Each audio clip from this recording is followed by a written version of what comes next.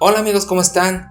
Muy buen día tengan todos ustedes, soy el doctor Emmanuel Dubiñó y estoy aquí una vez más para saludarlos y para hablar sobre algún tema importante sobre discapacidad. Y hoy lo que quiero platicar con ustedes es sobre parálisis cerebral, pero no vamos a hablar del tratamiento ni de algún otro tema similar, sino que vamos a hablar sobre 4 puntos que nos van a ayudar con el diagnóstico de esta causa de discapacidad que es la primera a nivel mundial. Pues bien, la parálisis cerebral, como sabemos, es la lesión cerebral que sufre un humano cuando aún este cerebro o el producto está muy inmaduro, es decir, en los primeros 2 años de vida o al nacer o incluso antes de nacer. Hay una lesión cerebral que va a limitar a esta persona en diferente medida a través de su vida para realizar algunas actividades. ¿Ok? Y bueno, pues vamos a hablar sobre estos 4 puntos sobre el diagnóstico porque es importante diferenciar la parálisis cerebral de algunas otras afecciones con las que puede confundirse. Y esto es porque el pronóstico cambia. No es lo mismo tener una parálisis cerebral que una enfermedad muscular congénita, y es que se ha confundido en muchas ocasiones. Y estos 4 puntos que yo les vengo a decir son para tener una guía o un marco de referencia en el diagnóstico de la parálisis cerebral, que cabe mencionar que antes se llamaba o se le conocía como parálisis cerebral infantil. Sin embargo, ya se le quitó esta última palabrita de infantil porque finalmente la parálisis cerebral va a persistir más allá de la infancia, es decir, durante la adolescencia e incluso en la etapa adulta. Pues bien, vamos a enfocarnos en el primer punto sobre el diagnóstico y es el tono anormal. En realidad, casi todos o todos los niños con parálisis cerebral van a tener una afección del tono. El tono no es sino más que la resistencia que ofrece un músculo cuando se estira. A veces es mucha esta resistencia y entonces se llama espasticidad, que es una forma de hipertonía. A veces este tono no ofrece resistencia alguna u ofrece muy poca resistencia y esto se le llama hipotonía. Y a veces esta resistencia es variable, ¿sí? En algunos momentos está hipotónico, en algunos otros momentos está hipertónico y entonces se llama distónico, ¿no? Y es una manera también con la que clasificamos la parálisis cerebral, es decir, a través de la definición o de la clasificación del tono. Parálisis cerebral hipotónica, parálisis cerebral espástica o hipertónica o parálisis cerebral discinética. Bien, ese es el primer punto, ¿no? El tono anormal. El segundo punto que tenemos que tener en cuenta para el diagnóstico es el control motor. El control motor es qué tanta voluntad o cómo es que nos movemos. A veces no podemos realizar bien un movimiento, por ejemplo de la mano, a veces no podemos realizar bien un movimiento del pie, de la rodilla, etc. No puede ser un solo segmento, pueden ser 3 segmentos, pueden ser 4 segmentos y es muy variable. Por supuesto que entre menos segmentos se encuentren afectados en cuanto a control motor, menos limitaciones y menos discapacidad motora va a tener la persona.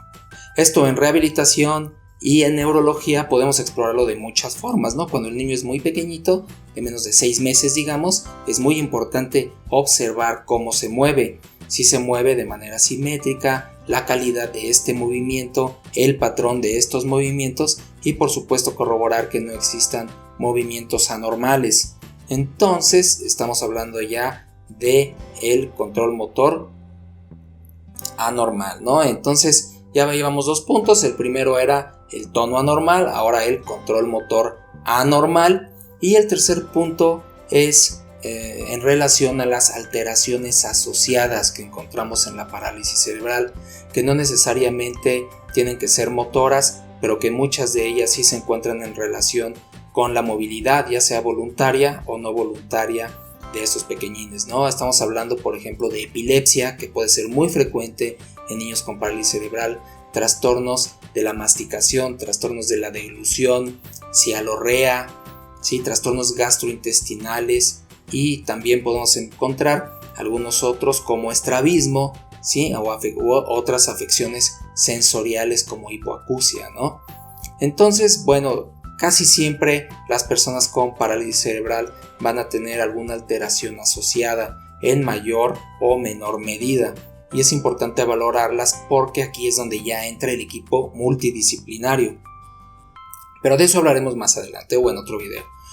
Y bueno, después de este tercer punto que es importante para el diagnóstico de parálisis cerebral, vamos a entrar al cuarto, que es de los más importantes, porque ustedes seguramente podrán deducir o saber que la afección de alguna de los tres puntos anteriores, bueno, pues puede darlo prácticamente cualquier o muchas de los padecimientos cerebrales que tienen niños o adultos, ¿no? Y muchos son neurodegenerativos, van progresando, otros son agudos, pero bueno, el chiste es que estos tres puntos anteriores no nos dan el diagnóstico, necesitamos una manera de confirmarlo, y esto es mediante el cuarto punto, que se trata de un estudio de imagen, ¿ok?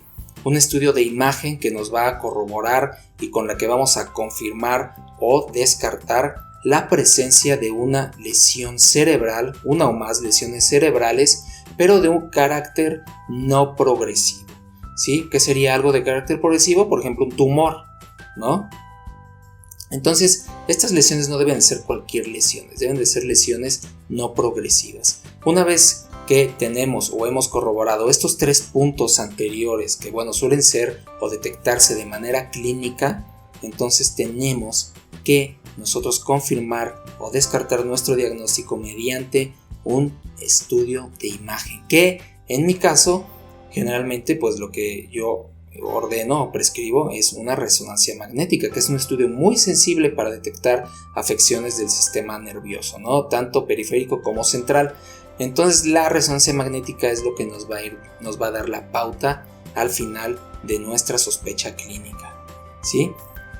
Y bueno, amigos, pues con esto quiero terminar este video. No quiero hacerlo muy largo, también sé que no podemos hablar de todo el diagnóstico en 5 o 6 minutos, pero es una pauta rápida, una guía rápida que tenemos que considerar como marco de referencia para el diagnóstico de esta, que es la primera causa de discapacidad infantil en todo el mundo.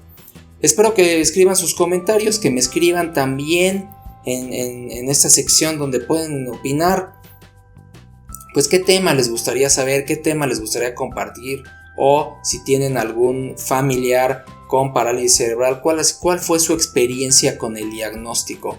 ¿Tardó mucho? ¿No tardó mucho? ¿Nunca supieron que tuvo?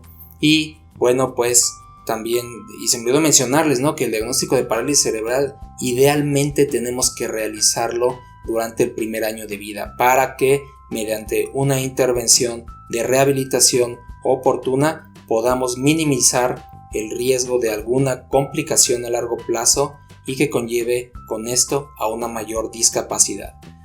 Pues bueno, amigos, entonces me despido, que tengan un excelente fin de semana. Los saluda el doctor Emmanuel Duviñó. Suscríbanse, denle like y recomienden este canal. Cuídense mucho y nos vemos el siguiente viernes. Bye.